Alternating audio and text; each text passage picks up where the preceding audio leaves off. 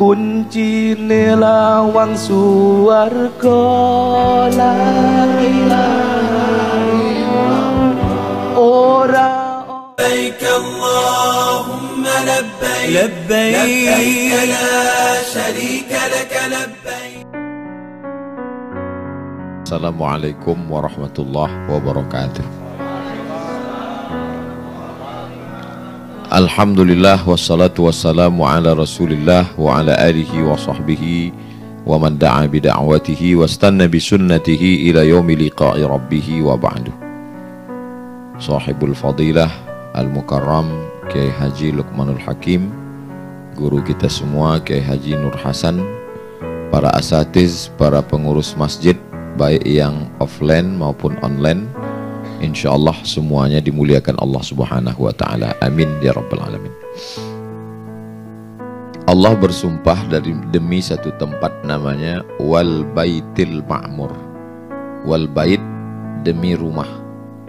Al Ma'mur rumah yang diramaikan. Maka kalau ada orang mengatakan marilah kita memakmurkan masjid, diambil dari Wal Baitil Ma'mur, rumah yang ramai. Kenapa Baitul Ma'mur itu disebut ramai?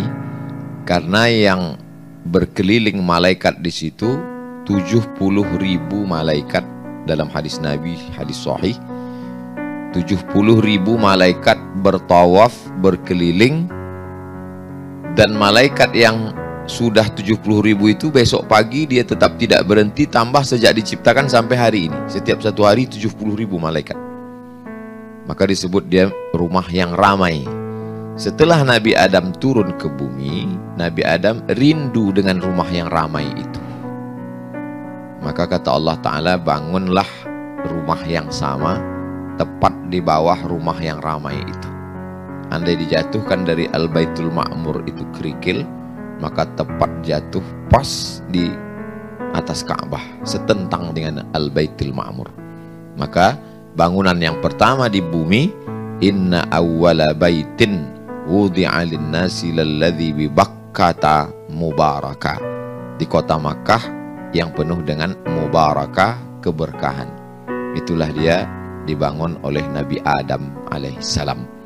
Adapun Nabi Ibrahim alaihissalam tidak membangun tapi merenovasi, karena banjir bandang pada zaman Nabi Nuh alaihissalam, tinggal pondasinya. Maka bunyi ayatnya, wa idz yarfa'u Ibrahimul qawa'ida minal bait. Ingatlah ketika Ibrahim mengangkat lagi pondasi yang tersisa tadi, wa Ismail, bersama anaknya Nabi Ismail alaihissalam. Nabi ditanya oleh sahabat, apa yang pertama kali dibangun di atas muka bumi ya Rasulullah? Kata Nabi, Al-Masjidul Haram. Yang kedua, Al-Masjidul Aqsa.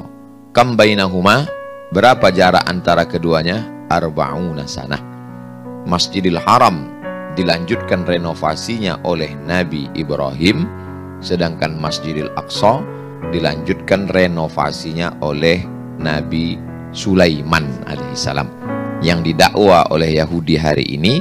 Kata dia itu Temple of King Solomon, kuilnya Nabi Sulaiman yang mau mereka rebut hari ini, katanya bertempat di bawah Masjidil Aqsa.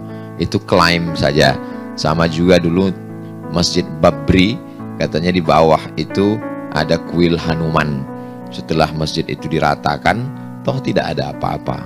Artinya ini hanya klaim untuk menghancurkan masjid. Yang direnovasi oleh Nabi Ibrahim dan yang direnovasi oleh Nabi Sulaiman alaihissalam sama-sama menjadi tempat kiblat kita yang menyatu dalam Sayyidina wa Maulana Muhammad sallallahu alaihi wasallam. Jadi kalau begitu ada tiga: Al-Baitul Ma'mur, Al-Masjidil Haram, Al-Masjidil Aqsa.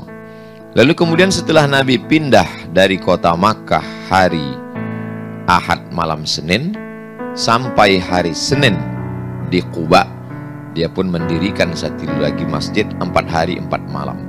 Itulah dia Masjid Quba, malam Selasa, malam Rabu, malam Kamis, malam Jumat. Itu makna bahwa masjid itu tidak menunggu fix, tidak menunggu selesai semua keramiknya dari Spanyol, mihrabnya dari Maroko, kubahnya dari Turki. Enggak.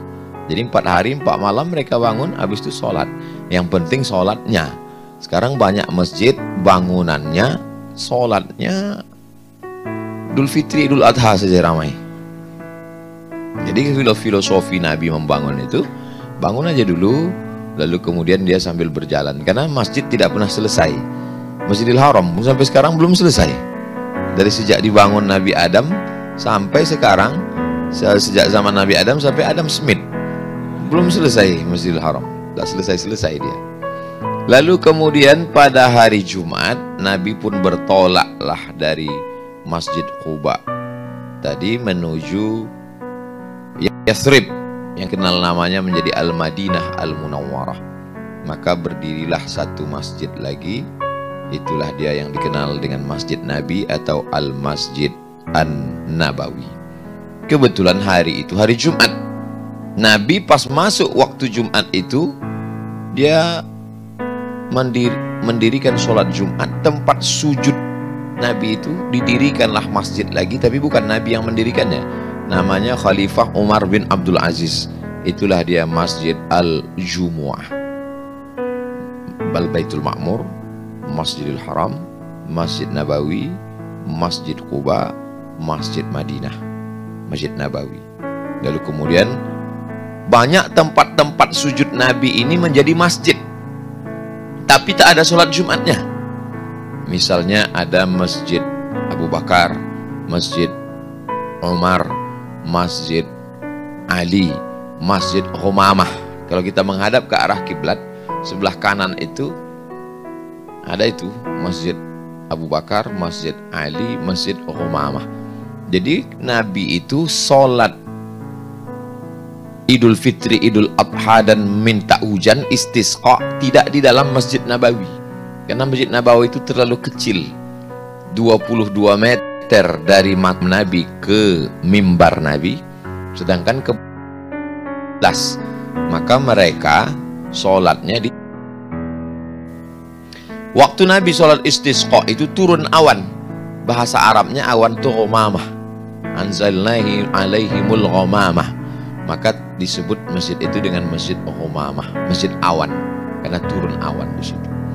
Lalu kemudian dekat-dekatan dia. Ini Masjid Ghamamah, Masjid Abu Bakar, Masjid Sayyidina Ali. Jadi waktu sholat Idul Fitri, Idul Adha pun mereka di tanah lapang. Lalu kemudian di tanah lapang tempat Idul Fitri, Idul Adha Abu Bakar jadi imam, maka dibuatlah di situ Masjid Abu Bakar. Sayyidina Ali jadi imam, lokasinya di situ, tempat sujud Sayyidina Ali itu dijadikan Masjid Ali bin Abi Thalib. Itulah mengapa di samping-samping Masjid Nabawi itu banyak, dan yang membangun itu adalah Khalifah Umar bin Abdul Aziz. Jadi dia sangat berjasa sebenarnya menjaga situs-situs sejarah ini. Dan alhamdulillah berkat Umar bin Abdul Aziz, andai tak dibangun Umar bin Abdul Aziz, itu dah jadi hotel bintang 5 semua. Tanah termahal di dunia, lebih mahal dari Las Vegas, adalah tanah Makkah dan Madinah. Berkat Umar bin Abdul Aziz. Ittaqu firasatal mu'min. Takutlah kamu pada firasat orang beriman. Fa innahu yanzuru binurillah. Karena tajam firasatnya, tahu dia. Ini kalau tak aku bangun masjid, hilang ini. Dibangunnya masjid, akhirnya sekarang kita pun menengok ini Masjid Ghamamah, ini masjid, ini masjid, ini masjid, walaupun tak ada sholat Jumatnya, karena makna masjid Jumat artinya masjid jami yang ada sholat Jumatnya. Dulu orang-orang ahli ibadah itu tak boleh keluar. Nama tempat ibadahnya namanya saumah, jamaknya sawami. Jadi makanan diantar, pakaian kotor diambil, cucikan, diantar, tak boleh dia keluar. Itulah maka ketika Nabi dibawa berdagang oleh pamannya Abu Thalib, tiba-tiba keluar dari tempat kuil itu seorang laki-laki namanya Bahira. Bahira tak pernah keluar seumur hidupnya, dia ibadah aja di dalam. Dilihatnya, ditanyanya Abu Thalib, siapa ini Abu Thalib? Kata Abu Thalib, ini anak saya. Kata Bahira, kalau tepat kitab yang kubaca dan firasatku, ini bukan anakmu. Karena anak ini ayahnya sudah meninggal ketika dia 2 bulan dalam kandungan. Inilah Nabi terakhir yang dijanjikan Allah. Kata Abu Talib, dari mana kau tahu? Aku lihat tanda-tandanya. Aku lihat awan dari tadi menaungi, dan aku lihat pokok kayu bersimpuh sujud dan batu-batu. Dalam kitab yang kubaca, inilah Nabi terakhir yang diutus Allah. Jangan bawa dia ke Syam, karena di Syam sudah banyak orang Yahudi menunggu dia. Mereka pun tahu tanda itu. Aku khawatir nanti mereka bunuh ini. Kenapa ini dibunuhnya, kata Abu Talib? Karena mereka menunggu keturunan Nabi terakhir yang dari darah Ishak, sedangkan ini dari darah Ismail, dari Arab. Mereka maunya Nabi itu Yahudi. Mereka kalau tak Yahudi mereka tak terima. Untung orang Melayu tak berprinsip macam itu. Sempatlah kita tak peduli mau Arab mau apa, tempat kita Nabi palsu pun ada yang ikut. Asyhadu an la ilaha illallah wa asyhadu anna Muhammadan Rasulullah. Artinya dari kisah ini bahwa ahli ibadah tak boleh keluar dari rumah ibadah.